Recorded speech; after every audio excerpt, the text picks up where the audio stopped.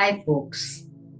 So let's talk about something which is generally not so talked about, but now we have to take care of that. And that is our mental health. We all think that dementia, Alzheimer's, and other brain conditions are only because when we become old. But you don't understand one thing, that in the times of youth, is the time to take care of our mental well being also. We have once spoken about the good gut bacteria. How about if I tell you about gut brain axis? Means if your gut is happy, your brain will be happy. This is a fact. So, what happens that when our gut is enjoying ourselves with the good gut bacteria, these bacteria they make the positive hormones, serotonin and dopamine. Do you know the brain does not make them? They are made in the gut and then they are given to the brain with their chemical way, with the neurotransmitters. How interesting is that? We say that, oh my, I felt this from my gut, that this is my gut feeling. Why do you call it gut feeling? Because actually a person thinks from the gut. So if my gut bacteria is great, I'm going to feel positive, happy, and I'll always be in a good mood and I'll be less stressed. How interesting is that? You mean to say if I eat more fiber, if I eat a lot of variety of good food, of course, I'm not talking about fried or sugars or the white flour, nothing of like that. When you do clean eating, your good gut bacteria are extremely happy and they thrive on it. It is like a buffet for them, Oh wow, this fiber is coming, that fiber is coming. But at the same time, what is happening in the brain? The brain is getting less stressed, the brain is getting happy. They really enjoy this sending to the upper thing, that is the brain, the all the hormones, all the good hormones which are there.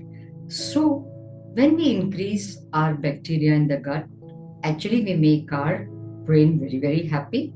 And do you know what else the brain loves other than whatever it does? It does. If you give puzzles to your brain, if you do some kind of game where there's a lot of puzzle making and you're trying to solve any game, it creates new brain cells in your brain.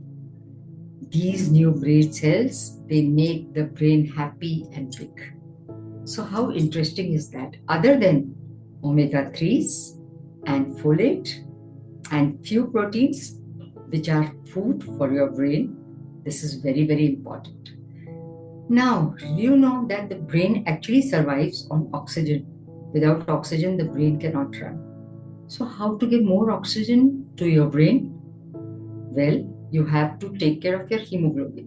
Why? Because that the hemoglobin through the heme, the oxygen goes to the brain and it works and stays there. So, one is you must have a good hemoglobin. Second is your gut bacteria should be full of good gut bacteria. Third, you have to solve puzzles. And fourth, which is very interesting and which should be taken care of, few pranayams which are done in the yoga. For example, Brahmari pranayam. Now, there has been already a research on Brahmari pranayam that when you do it 5 or 10 minutes every day, your brain lives very happy. It is stress free, it is more focused, and you can do all your works very comfortably. These are small, small things, but they matter a lot. And if you want to, help yourself in not getting aging with the age, with the physical age, if you want to keep the brain very active, then the best is that you should do all these things and keep yourself intelligent and happy. Thank you.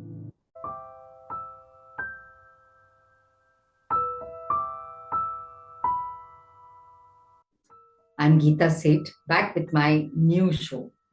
We are going to talk about all about health and small health topics which bother us on the daily basis. I'm Geeta Seth, a nutritionist now for 21 years, a two-time gold medalist, a diabetic educator, a diabetic insulin pump trainer, and I look after the type 1 and type 2 diabetes. I specialize in type 1 and type 2 diabetes. I look after obesity, we look after thyroid, and all the ailments which are health related. I feel that many of our ailments are actually, taken care by the diet alone.